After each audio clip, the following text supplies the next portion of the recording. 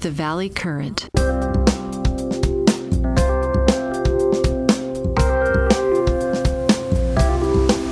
Imagine, for just a moment, that your country is handed what looks like, well, an absolute golden ticket. Right, on paper at least. Exactly, on paper. You, as a voter, are given the chance to heavily tax a tiny, microscopic fraction of your wealthiest residents.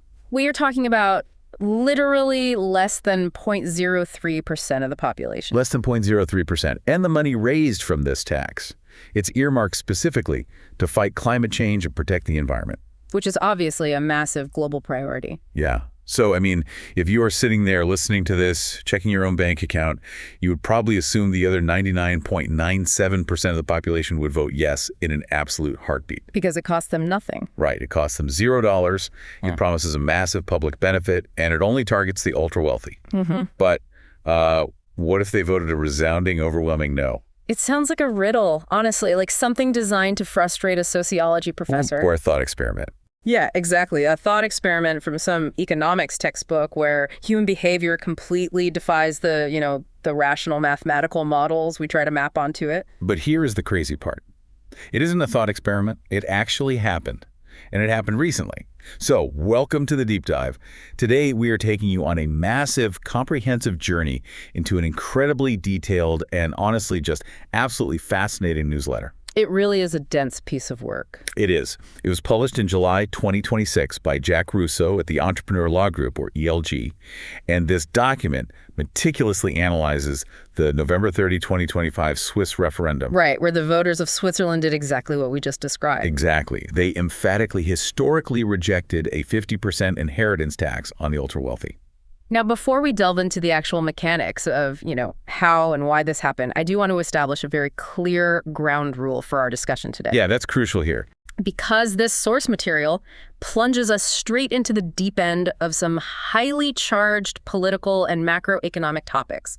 We are going to be exploring extreme wealth inequality, progressive taxation, capital-friendly economic policies, and just the fundamental mechanics of wealth distribution. It gets heavy. It does. So we need to make it absolutely clear to you, the listener, that we are not taking any sides here. We are not endorsing a left-wing view, and we are not endorsing a right-wing view. Right. Our mission today is purely analytical. Exactly. We are going to impartially report the data, the arguments, the counter-arguments, and the historical context exactly as they are presented in this ELG source material. We are just here to read the map. We aren't going to tell you which destination to drive to. Yeah. So, okay, let's unpack this.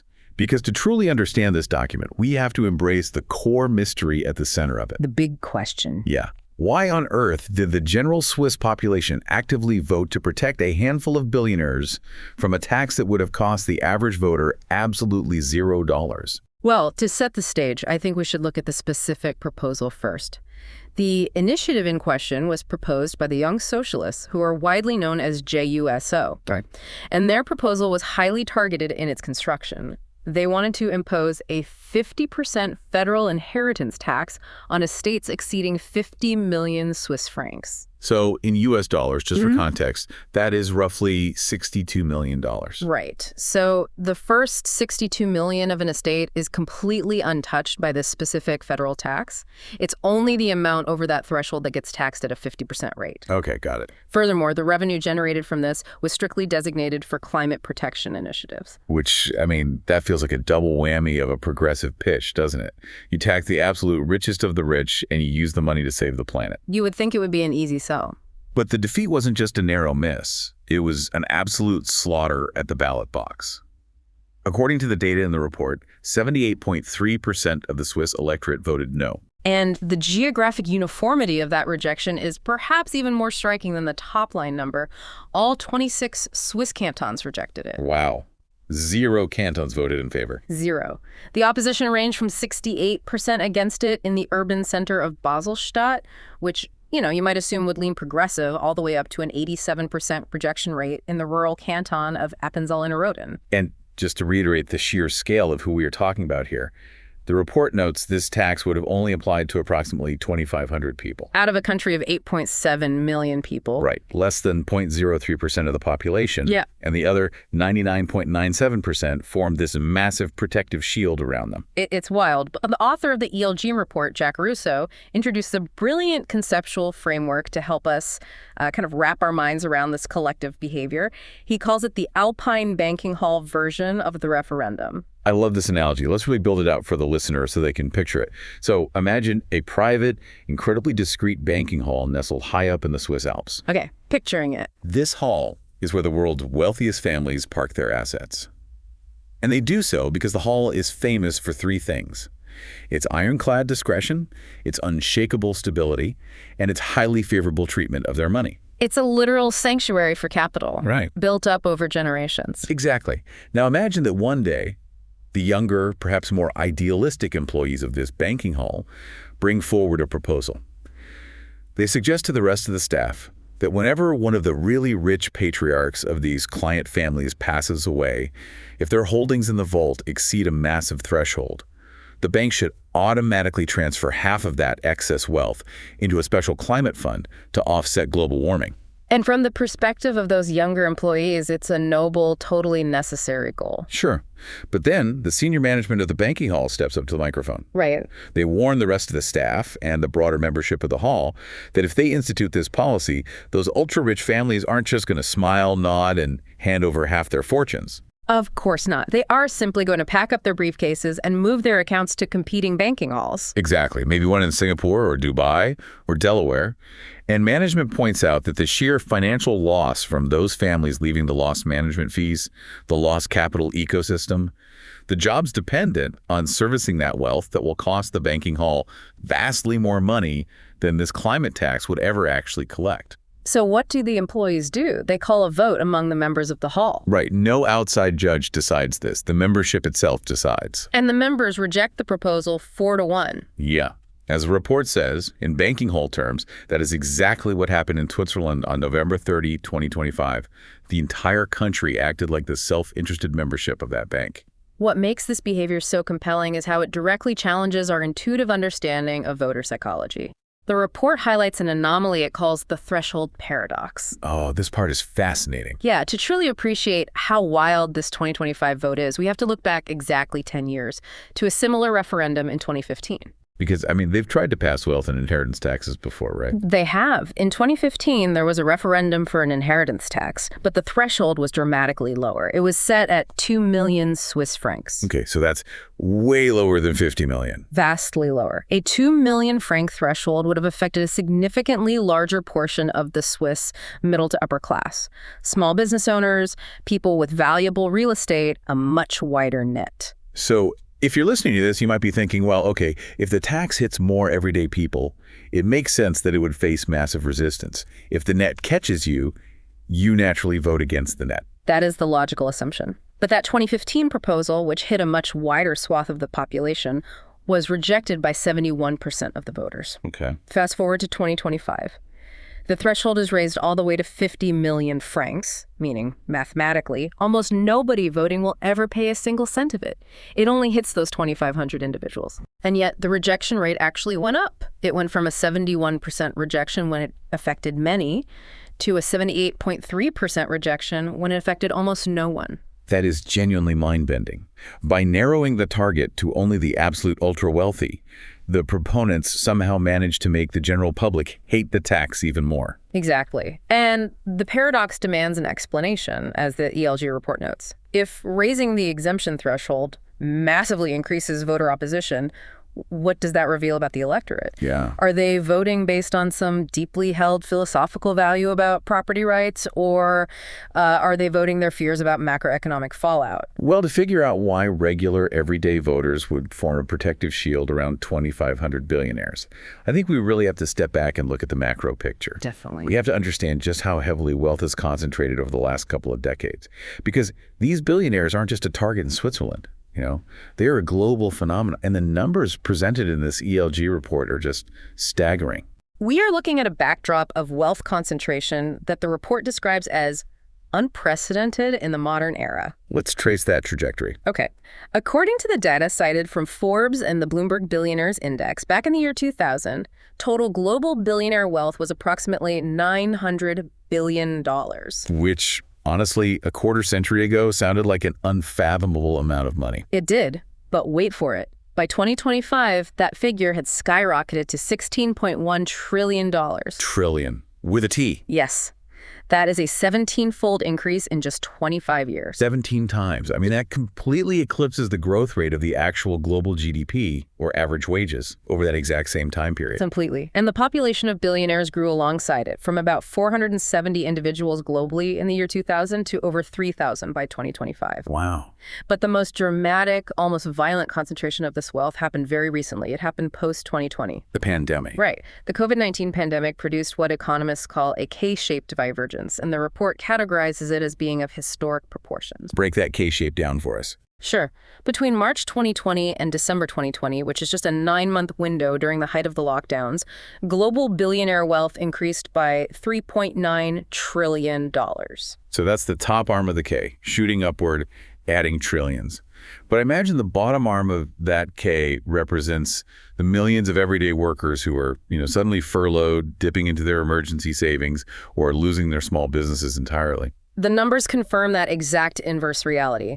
Over that exact same 9-month period, global workers' earnings fell by $3.7 trillion. Oh my God. It is a near-perfect mirroring inverse correlation. So as one group gained $3.9 trillion, the other lost $3.7 trillion. Exactly. As the bottom half of the global economy experienced catastrophic job losses, erased savings, and spiraling debt, the top apex absorbed almost the exact equivalent in new wealth. The world's 10 richest men literally doubled their fortunes from $700 billion to $1.5 trillion between 2020 and 2022. It's incredibly difficult to even visualize numbers that big. It really is. But the report breaks it down further, using data from the World Inequality Lab. Between the year 2000 and 2024, if you look at all the new wealth created in the entire world, the top 1% captured 41% of it. Just staggering. Meanwhile, the bottom 50% of the entire human population gained just 1% of that new wealth. And in the U.S. alone, the top 1% now controls 30.5% of national wealth, while the bottom 50% holds merely 2.5%. Yeah. The report explicitly states these are Gilded Age levels of concentration, rivaling the era of the Rockefellers and Carnegies. And this acceleration isn't simply a matter of billionaires being exceptionally talented at picking stocks either. Right, there's a structural element. Exactly. The ELG report points to deep structural advantages built into the modern financial system. We are talking about the preferential tax treatment of capital gains compared to ordinary wage income. We are talking about highly sophisticated pass-through income strategies. Okay, let's pause right there, because pass-through income strategies sounds like something you only ever hear in a corporate boardroom. What does that actually mean for you and me, the listener? How does a billionaire use a pass-through to build that $16 trillion pile? Good question. A pass-through entity, like an LLC or an S corporation in the U.S., allows the profits of a business to pass through directly to the owner's personal tax returns. Okay. So it bypasses corporate income taxes entirely. When deployed at the highest levels of wealth, supported by armies of tax attorneys, these structures can be used to shield massive amounts of income, offset gains with strategic paper losses, and just significantly lower the effective tax rate. Compared to a regular employee. Right, compared to a W-2 wage earner who has their taxes automatically deducted from every single paycheck before they even see the money. And the report also mentions the compounding, tax-free explosion of technology equity values, doesn't it? That is a massive driver. If you found a tech company and hold the equity, that value might grow by tens of billions of dollars over a decade. Sure, like the big tech founders. Exactly. But under most tax systems, that growth is what's called unrealized. You aren't taxed on that massive wealth accumulation until you actually sell the shares. So the wealth just compounds completely untaxed year after year, and that gives you immense borrowing power and economic leverage without ever actually triggering a taxable event. Okay, so this brings me to a massive glaring question. If wealth inequality is genuinely at Gilded Age levels, and the bottom 50% is clearly struggling with this tiny fraction of the economic pie, shouldn't progressive political theory be playing out perfectly right now? You would think so. I mean, the foundational idea of a democracy is that the majority votes in their own material interest. If 99% of people have the power to vote to tax the 1%, to make their own lives better, fund their schools, build their roads, or in this Swiss case, fight climate change, why isn't that happening? The Swiss vote flies directly in the face of that logic. That tension is the exact analytical crux of the report. To understand the mechanics of why wealth concentrates so aggressively and why it's so hard to reverse, the ELG document dives into the dominant theoretical framework provided by the French economist Thomas Piketty. Oh, in his landmark book, Capital in the 21st Century, right? That's the one from 2014. The famous R is greater than G equation. You see it referenced in think pieces all the time. But can we break down the actual mechanics of it? What does it mean in reality? It is an elegantly simple formula, but with profound world-shaping implications. So R stands for the rate of return on capital. Okay. Think of the yields on commercial real estate, stock market dividends, interest on massive bonds, or corporate profits. Historically, over the long run, R tends to average about 4 to 5% a year. 4 to 5%. Got it. G, on the other hand, stands for the rate of economic growth. This is the actual output of the economy, the growth of average wages, demographic expansion. In the 21st century, with population growth slowing down and productivity gains stabilizing, G is projected to hover around 1 to 2%. So to put it in human terms for the listener, if you are a wealthy family whose money is entirely tied up in real estate and index funds, your wealth is growing at 5% a year just by sitting there. Yes. But if you are a worker relying on a salary, the broader economy, and your wages are only growing at maybe 1.5% a year. And that dynamic dictates that wealth mechanically concentrates at the top. The gap between those two numbers, that roughly 3% spread, it acts like a high-speed escalator for the wealthy. It moves upward faster than the stairs everyone else is trying to climb. That's a great visual. When R consistently exceeds G, capitalism automatically generates massive inequalities because inherited, accumulated wealth compounds infinitely faster than earned wage income can ever hope to catch up. But the report also points out that there was a period where this wasn't true, didn't it? A time when G actually caught up to R. Yeah, economists refer to the period between 1914 and roughly 1970 as the Great Compression. Okay. But Piketty argues this was a historical anomaly. It wasn't the natural state of capitalism. It was driven by the massive, tragic destruction of capital during 2 world wars, the wipeout of fortunes during the Great Depression, very high inflation, and the introduction of heavily progressive taxation to fund post-war rebuilding. So it took absolute global catastrophe to break the trend. Exactly. And now that we have returned to a period of relative global peace, stable property rights, and lower top marginal tax rates, the natural R is greater than G dynamic is aggressively reasserting itself. It's driving us backward toward pre-industrial levels of dynastic inequality. Which makes the Swiss rejection even more baffling to me. I mean, if the math objectively proves that wealth is going to just keep concentrating mechanically, why did the voters say no to stepping in and hitting the brakes? Well, the report acknowledges that Piketty's framework has its critics. Matthew Rogley, for instance, argued that it isn't productive corporate capital driving this inequality, but specifically housing and urban land values. He suggests the solution is housing policy, not sweeping wealth taxes. Right. But regardless of these theoretical debates in academia, the ELG report argues that the Swiss vote forces a harsh, real-world reckoning for progressive political theory. Because voters just flat out refuse to do it. Right. If Democratic majorities consistently vote against taxing concentrated wealth, even when inequality is objectively soaring, then the foundational theory that voters will naturally redistribute wealth to benefit themselves, it's deeply flawed. So what are the voters doing then? Are they just mathematically illiterate? Have they been brainwashed by the banking hall? The ELG analysis posits they are not irrational in the slightest. Instead, they are accurately pricing in a different set of variables. Like how? They are calculating systemic risk. They are calculating national economic competitiveness. They are looking at the harsh realities of capital flight and deciding that the risk of losing their wealthy residents entirely and the jobs, tax base, and banking ecosystem they support is vastly worse than the inequality itself. See, here's where it gets really interesting. Because the Swiss aren't operating in a vacuum. They aren't just guessing about this systemic risk. Yeah, not at all. They have a front row seat to the actual historical graveyard of wealth taxes right in their own European backyard. Graveyard is the exact right word. The ELG analysis provides a really sobering look at the recent history of European wealth taxes. If you rewind to 1990, 12 different countries in the OECD levied broad-based net wealth taxes. Okay, 12. Fast forward to 2025, and only 3 remain: Norway, Spain, and Switzerland itself. So 9 out of 12 highly developed nations completely abandoned the idea. They tried it, and they just threw in the towel. Why? Walk me through the anatomy of how a wealth tax dies. The report maps out a consistent, almost predictable life cycle of failure across these nations. It begins with the sheer administrative nightmare of valuation. Okay, valuation. Yeah. Imagine a government trying to objectively value highly complex, illiquid assets every single year. Right, because it's not like looking up the price of Apple stock on your phone. Exactly.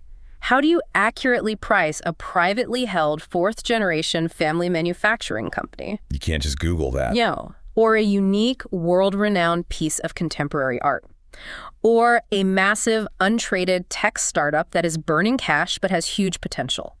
Doing this every 12 months for tax purposes requires armies of specialized accountants, appraisers, and tax lawyers arguing with government auditors over highly subjective valuations. It sounds like an administrative quagmire. It becomes a total quagmire. And I can see how that leads straight to loopholes. Because if something is too hard to value, the government probably just gives up and exempts it, right? Yeah. That is the second stage of the failure cycle-based erosion. Because valuing these complex assets is so contentious and difficult, and because lobbying groups push back hard, governments inevitably start granting exemptions. Naturally. They decide to exempt agricultural land to protect farmers. They exempt certain family businesses to protect local employment. They exempt primary residences. And then the net gets wider and wider. Right. Eventually, the exemptions proliferate so widely that the ultra-rich, who, by the way, can afford the very best wealth managers to structure their assets perfectly into those exempt categories, they end up dodging the tax entirely. Wow. Meanwhile, the middle rich, whose wealth is mostly intransparent, easily valued assets like publicly traded stocks, they end up fitting the bill. Which completely defeats the populist purpose of the tax in the first place. You end up punishing the people just below the billionaires, while the billionaires slide right by. And that leads to the third stage, stunningly low revenue yield. Because of all the avoidance, the structural maneuvering, and the exemptions, these annual wealth taxes typically ended up generating a microscopic 0.1% to 0.4% of a country's GDP. It's nothing. It was a tiny drop of revenue that came with a massive, heavy political and administrative cost. But the ultimate political cost, the thing that finally kills the tax, is capital flight. And this is where I think of it like trying to grab a handful of water. Oh, that's a good way to put it. Right. The tighter a country squeezes its fist with these annual wealth taxes, the faster the mobile capital just slips through their fingers and flows toward zero tax havens. That handful of water analogy is perfectly illustrated by Sweden's experience, which the report details. Now, Sweden is traditionally known as a high-tax, robust welfare state. Right. They're comfortable with high taxes. Exactly. Yet they ended up completely abolishing their wealth tax in 2007. The tipping point was when the departure of prominent Swedish industrialists became a source of profound national embarrassment. What's left? The most famous example cited is Ingvar Kamprad, the founder of IKEA.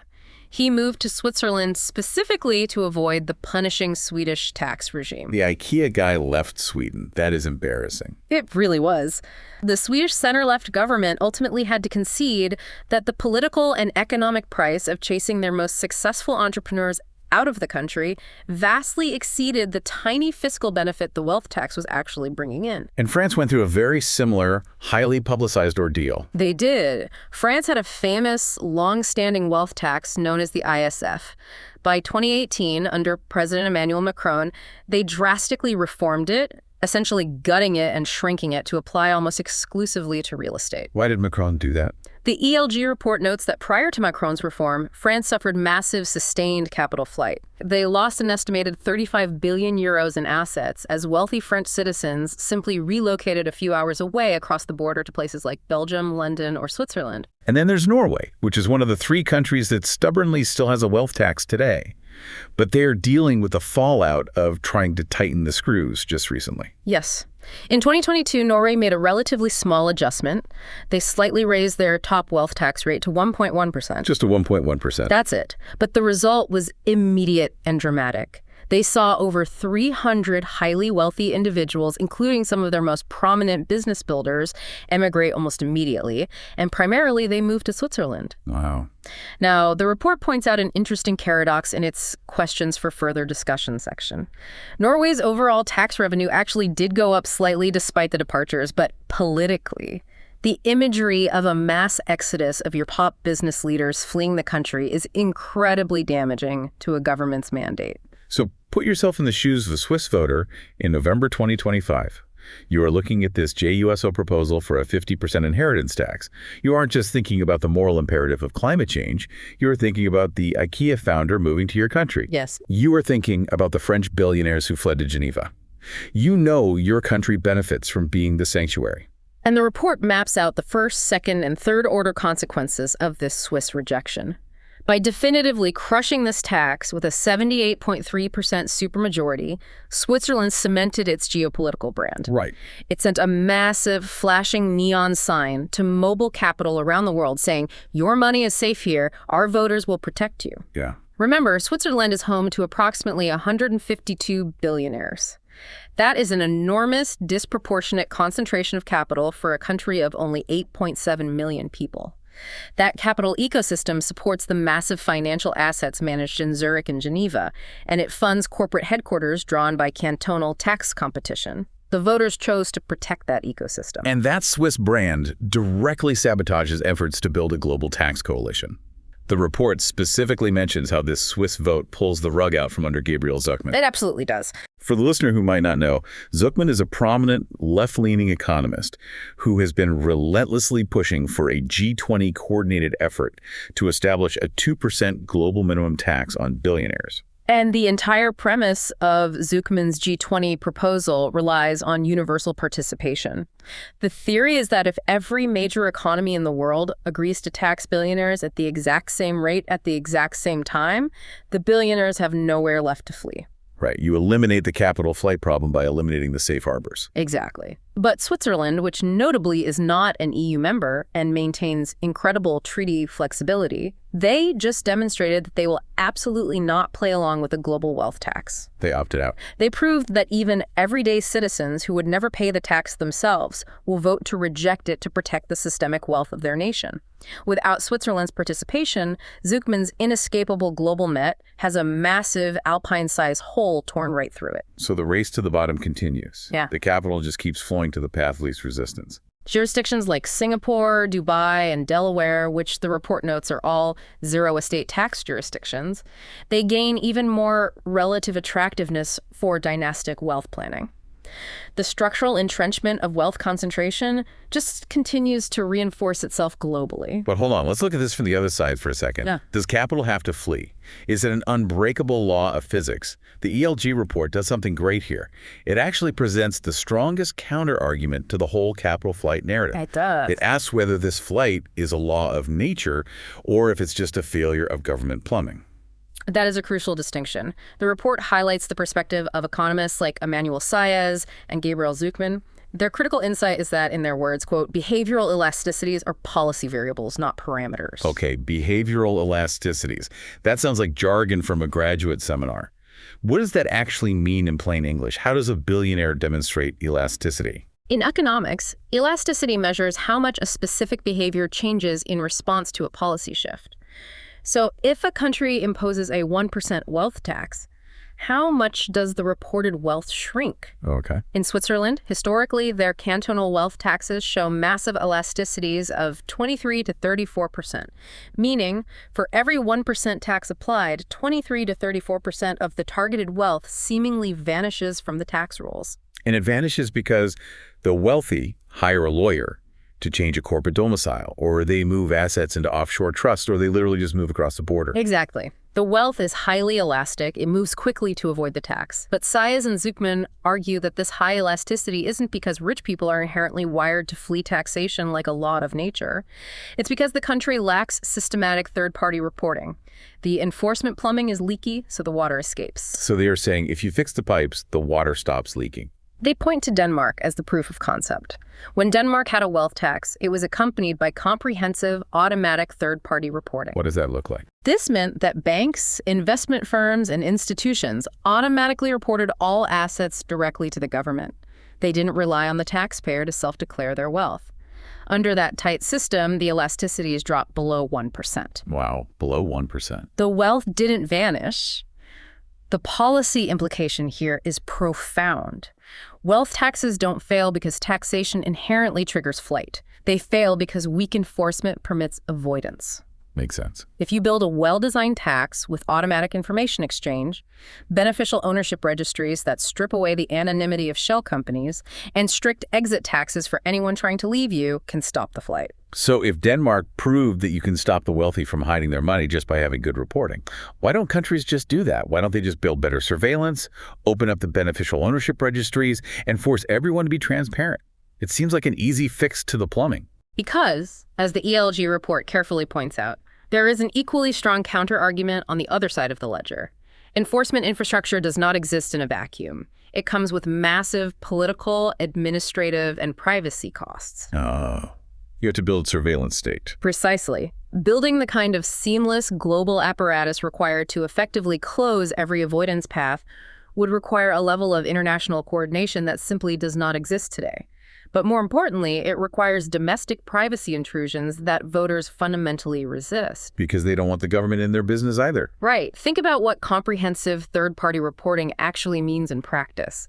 It means the government has a real-time, highly granular view of every asset, every bank account, every piece of jewelry, every art collection, every minor business interest you hold. And while you might start building that machine to target 2,500 billionaires, the machine doesn't just stop at billionaires. Once the infrastructure is built, it applies to everyone. Exactly. The administrative capacity required to manage and audit that level of surveillance is something even the most sophisticated states lack. The ELG report notes that the enforcement-first argument made by Size and Zuckman might be technically correct in a perfectly frictionless economic model, but it may be entirely politically impossible in the real world of messy democracies. Which casts the Swiss voters in a completely different light. Yeah. They might just be highly rational. That's a very strong interpretation of the data. The voters might be looking at this proposal and thinking, we don't believe any government can practically build the machine required to make this work without invading our everyday privacy, expanding the bureaucracy massively, and destroying the banking discretion that our entire national economy relies on. Yeah. Under this lens, they aren't rejecting the ideal of equality, they are rejecting the bureaucratic leviathan required to enforce it. Wow. Okay, so taxing the mere existence of wealth, what economists call taxing stocks of wealth, seems to be an absolute administrative and political nightmare. It's hard to value, it creates capital flight, and the only way to stop the flight is to build a massive financial surveillance state that voters hate. That's the summary, yes. No wonder it keeps failing. But the ELG report introduces a completely different approach. What if we stop trying to tax the pool of water while it's just sitting there, and instead we only tax the water when it moves? This is a vital pivot in the conversation, and it moves us from the failures of the past to the theoretical solutions of the future. The distinction between taxing wealth stocks, which are annual taxes on net worth, and taxing wealth flows, which are taxes on the transfer of money via gift or inheritance, is massive, both economically and politically. Let's break down why taxing the stock is so hard, specifically for business owners. The report mentions a concept called the dry income problem. What is that? The dry income problem is the Achilles heel of annual wealth taxes. Imagine you are the founder of a highly successful, privately held manufacturing company, or perhaps a rapidly growing tech startup. Okay, I'm a founder. On paper, based on your latest funding round, your shares in that company might be valued at $100 million.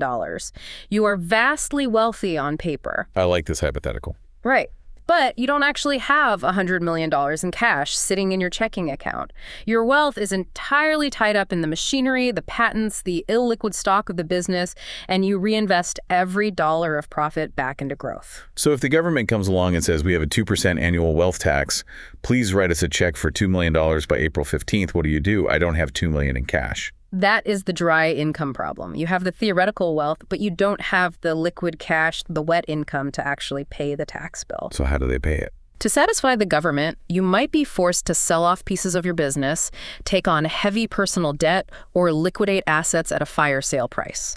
It creates recurring compliance burdens on illiquid positions, which is incredibly destructive to closely held family businesses and fast-growing startups. Which brings us back to the alternative taxing the flow, the inheritance tax. The report cites a framework proposed by Lily Batchelder. And her approach is so clever because it shifts the entire target of the tax. Yes. Batchelder's proposal is a comprehensive inheritance tax that focuses not on the estate of the donor, the wealthy person who died, but on the cumulative lifetime receipts of the heir. This is a huge psychological and mechanical shift. It's no longer about taxing the billionaire who spent 40 years building a company and feels entitled to pass it on. It's about taxing the heir, the son or daughter who just woke up one morning and received a massive, entirely unearned windfall. Under Batchelder's framework, the tax system tracks all the inheritances and massive gifts a person receives over their entire lifetime. When those cumulative receipts cross a certain high threshold, the heir starts paying income tax on them. Which makes sense. And this solves the dry income problem beautifully. Because the heir can't reasonably claim they don't have the ability to pay. They literally just inherited a fortune. If they inherit a $100 million company, they can figure out how to leverage it or sell a portion to pay the tax. Exactly. As the report states, inheritance taxes hit at a moment of windfall when ability to pay is unambiguous and liquidity is typically available through the restructuring of the estate. And it only happens once. Furthermore, it only requires valuation once per generation at the moment of death or transfer, completely eliminating the agonizing, combative annual valuations that destroyed the European wealth taxes. Oh, that's huge. And philosophically, it directly targets the dynastic transmission of wealth that most blatantly conflicts with democratic, meritocratic values. It also seems much harder to dodge. Because right now, let's be honest, the current estate tax system in places like the United States is basically voluntary if you have good enough lawyers. Yeah. Right? How are the ultra-wealthy avoiding the estate tax today? The loopholes are deeply entrenched and staggering in their scale. The report notes that current estate taxes, like the 40% federal estate tax in the U.S., can be aggressively minimized through sophisticated strategies. Like what? Well, they use serial gifting over decades to slowly drain the estate below taxable thresholds. They create generation-skipping dynasty trusts, which allow wealth to cascade down to grandchildren and great-grandchildren without ever being subject to estate taxes at each generational transfer. And the report also mentions valuation discounts, which I find fascinating. How does a billionaire artificially deflate the value of their assets? A common strategy involves taking a highly valuable asset, say a $100 million family business, and splitting the ownership into minority shares inside a family limited partnership. When the patriarch dies, his tax lawyers argue to the IRS that because these shares represent a minority interest with no controlling voting power, and because they are illiquid and restricted, they're actually worth far less than their proportional share of the $100 million. So they just pretend it's worth less. They might claim a 30% or 40% discount on the value, effectively erasing tens of millions of dollars of taxable wealth from the ledger with the stroke of a pen. Because of these workarounds, the U.S. effectively taxes less than 0.1% of estates. Less than 1/10 of 1%. So the statutory rate on paper is 40%, but the effective reach is basically zero. Let's look at the comparative data in Table 2 of the report to see how global this issue is. Japan has a top inheritance tax rate of 55%, and it actually manages to reach about 8% of estates. Okay, that's somewhat significant. France is at 45% and reaches about 5% of estates.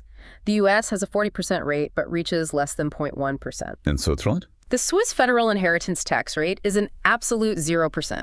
There are some minor cantonal taxes, but spouses and direct descendants are almost universally exempt, meaning the burden on dynastic wealth is practically non-existent. So Batchelder's architecture taxing the heir's cumulative receipts is designed to close these paths. It doesn't matter how many family limited partnerships or dynasty trusts the patriarch sets up. If the heir eventually receives the economic benefit of that wealth, the heir pays the tax. It elegantly threads the needle that annual wealth taxes failed to pass. If we connect this theoretical elegance to the bigger picture, though, we run headfirst into a brutal political brick wall. Right. Despite all the logical arguments for taxing flows instead of stocks, and despite all the meritocratic arguments for targeting unearned windfalls, Direct democracies consistently reject them anyway. Right, because that was the exact proposal on the ballot in Switzerland.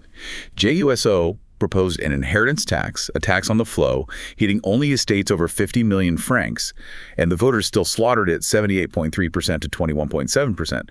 Why does the theoretical elegance translate to the ballot box? The ELG analysis points to a fascinating, persistent pattern regarding direct democracy. We tend to romanticize referendums as the purest, most progressive expression of the people's will. The voice of the people. But the report details how Swiss voters have consistently, aggressively rejected left-wing economic initiatives for over a decade. Like, what else have they rejected? In 2012, they rejected a mandate for 6 weeks of vacation by 66.5%. In 2013, they rejected a 1 to 12 cap on executive pay by 65.3%. In 2014, they rejected a 22 franc minimum wage by 76.3%.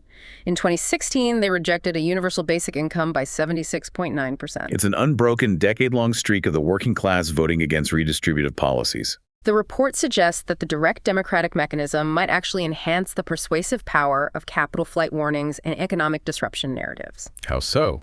In a referendum system, there is an extended, months-long public campaign period.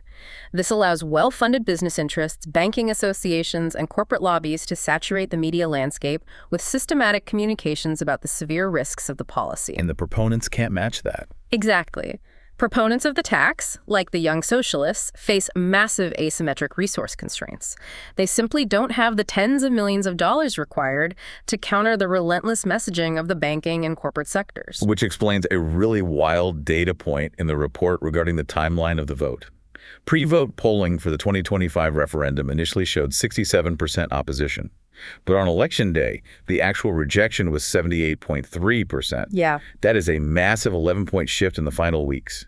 An 11-point shift rightward at the ballot box indicates that as the campaign dragged on, the relentless messaging about economic ruin, lost jobs, and fleeing billionaires successfully shifted the marginal voter. So the climate pitch didn't work. No. The JUSO strategy of earmarking the tax revenue specifically for climate change, an explicit attempt to win over younger, environmentally conscious voters who might otherwise ignore a tax debate, completely failed to override the fundamental economic self-interest calculations of the electorate. Fear of a recession trumped fear of climate change. So if Democratic majorities, when given the direct power to do so, repeatedly refuse to tax extreme wealth during normal times, where does that leave us? Are we just locked into this Piketty ours is greater than G escalator forever? I want to spend some real time on this because the implications for the next half-century are massive. The ELG report dedicates significant thought to looking forward, specifically framing it around what it calls the 2076 question. What's 2076? July 4th, 2076 will be the 300th birthday of the United States. It serves as a benchmark for the future of Western democratic capitalism. The report asks us to combine two trends. First, roughly half the companies in the S&P 500 turnover every decade due to technological disruption. Right. Second, the return on capital, ROS, continues to vastly outpace economic growth, G. If these base rates hold, the question becomes, what institutions will even exist to check dynastic wealth accumulation 50 years from now? Let's layer artificial intelligence into that equation, because if AI and robotics start replacing massive swaths of human labor, G, which relies heavily on wage growth, could stagnate for the average worker. Well, absolutely skyrocket. Exactly. The profits flowing to the owners of the AI capital could just go to the moon. The escalator turns into a rocket ship. That is the existential economic threat of the 21st century. If capital can self-replicate and generate massive output without requiring a large human labor force, the historical leverage that workers had, the threat of a strike, the demand for higher wages, it evaporates. Because they don't need the workers anymore. Wealth concentration wouldn't just be driven by tax loopholes. It would be driven by the fundamental obsolescence of human labor in key sectors. And if the Swiss vote is any indication, we cannot assume that the voters will step in to stop it through the ballot box. The report seems pretty definitive on the short-term outlook, right? Yes. The calibrated assessment in the ELG report provides a high-confidence prediction that federal inheritance taxation is completely dead in Switzerland for at least the next decade. Nobody will touch it. No mainstream political party will touch a policy that just suffered a 78.3% defeat. And with moderate confidence, Jack Russo predicts this rejection will become a powerful rhetorical weapon globally. It's ammo for the opposition. In legislative debates across Europe, the UK, and the United States, opponents of wealth taxation will point directly to Switzerland and say, look, even when the tax only hits 2,500 people, the everyday public knows it's a catastrophic idea. They know it destroys the economy. Exactly. They know it drives away investment. That's why the Swiss rejected it so violently. It will dramatically increase the political cost of wealth tax advocacy everywhere. Proposals like the Biden minimum billionaire tax or plans from figures like Elizabeth Warren or Bernie Sanders in the U.S. will face this new, highly validated headwind. But the report does leave a tiny crack in the door. A lower confidence, but worth monitoring prediction. The crisis exception. Let's debate this because this feels like the only way out of the math. The crisis exception is a crucial historical reality. Permanent wealth taxes fail in ordinary political times because the fear of disruption outweighs the desire for equality. But extraordinary circumstances produce extraordinary tax measures. Give us an example. The report cites Argentina's 2020 Aporte Solidario. It was a one-time emergency wealth levy instituted during the absolute depths of the COVID-19 pandemic. It successfully raised $2.4 billion precisely because a severe crisis temporarily altered the political calculus. So they only tolerated it because of the pandemic. The public deemed it acceptable, and the wealthy found it harder to flee in the middle of a global emergency. So if you're listening to this, I want you to ponder this deeply.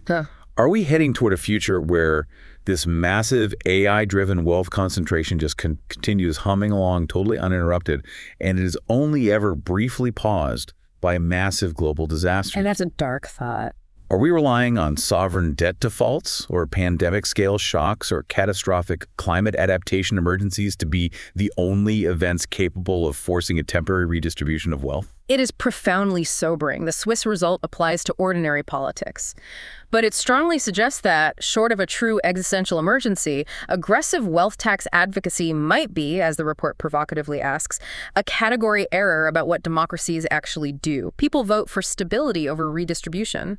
Which brings us right back to that Alpine banking hall. The Swiss voters looked at the vault, they looked at the wealthy families holding the keys, and they decided they would rather protect the entire ecosystem of wealth, even if they aren't personally wealthy, than risk scaring that capital away to Dubai or Delaware. They chose the tangible benefits of the existing capital structure over the theoretical promises of redistribution and climate funding. They chose the world as it is, rather than the world as it perhaps should be. But it leaves you with one final thought to mull over, one that wasn't on the ballot in 2025, but will surely be on the ballot in 2076. Right. As automation and artificial intelligence rapidly change the very nature of labor over the next 50 years, potentially displacing millions of workers while further concentrating capital into the hands of the few who own the algorithms, will the membership of that Alpine banking hall ever reach a breaking point? That is the big question. Will there come a day when the fear of poverty finally outweighs the fear of capital flight, and the everyday workers demand their share of the vault? Or will the terrifying fear of losing the billionaires keep that vault locked tight forever? It is the defining economic question of our time, and the Swiss just gave us their answer for this decade. And on that note, we have a required sign-off to close out today's deep dive. Led by Jack Russo, Computer Law Group LLP is a bespoke business litigation and founder-friendly boutique law firm with offices and licensed attorneys in Silicon Valley, New York, and Tampa Bay. And you can reach Jack at computerlaw.com and his team at www.computerlaw.com, where the newsletter we refer to is published in detail and readily available, commitment-free with no paywalls or other charges.